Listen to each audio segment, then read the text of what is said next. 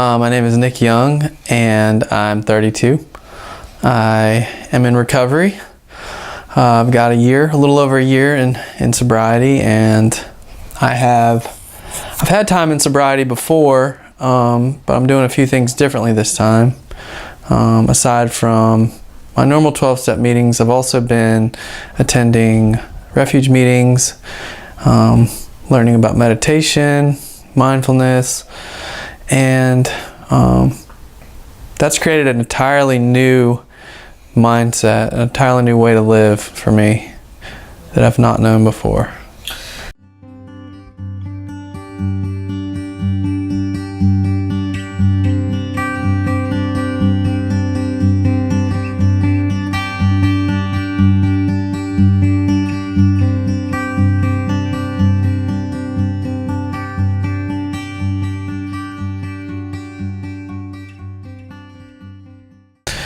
I was introduced to mindfulness through refuge recovery, through some friends who kind of got me into the group setting of meditation. And when I first tried to meditate, it was my thoughts were zooming. My mind would not be quiet. I didn't feel like I was good at it. And the more I explored it, the more I realized that mindfulness is about an awareness of thought. It's not my reality. If I feel pain, if I feel fear or anger, those aren't necessarily good or bad. You know, they just are. And with that kind of mindset, it's helped me to be able to know that it's temporary, to know that it's impermanent, to understand that everything changes, everything is in a state of transiency. And when I realize this, if I'm going through a difficult period, emotionally, bringing myself back to the present and having that awareness has helped me get through cravings for drugs. It's helped me get through relationship issues. It's helped me in the entire framework of my life. You know, it's an entirely different thought process for me. My name is Jimmy Tunstall, and I am a person in long-term recovery. I now work as a substance abuse counselor, and I work primarily with people in all stages of addiction and recovery.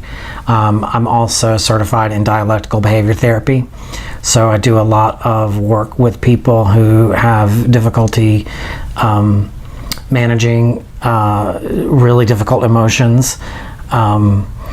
And a large part of that is mindfulness, and one of the foundational practices of dialectical behavior therapy is mindfulness and learning to observe and describe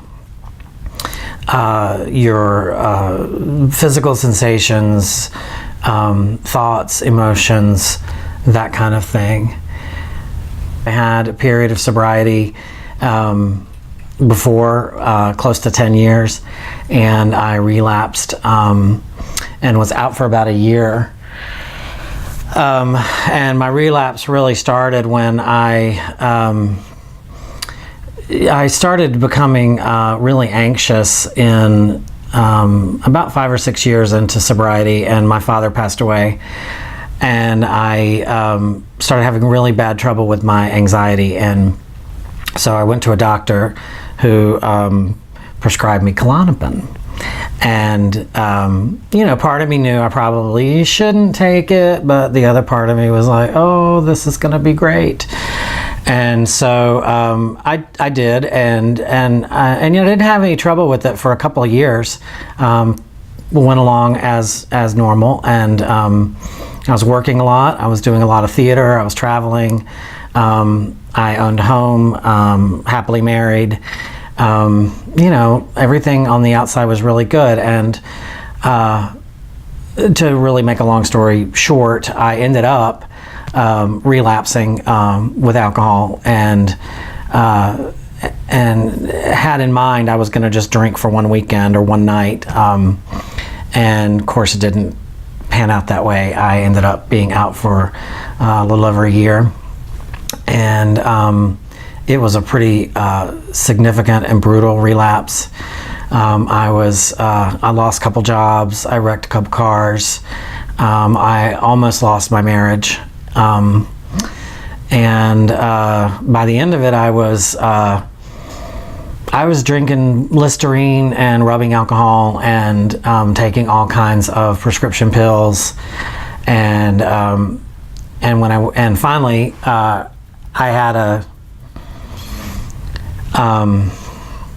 a thought about drinking gasoline out of the garage because I was out of everything. And so for some reason, when I had that thought, the very next thought was that I needed to be in a hospital or institution or somewhere. So I called a treatment center and I went to treatment.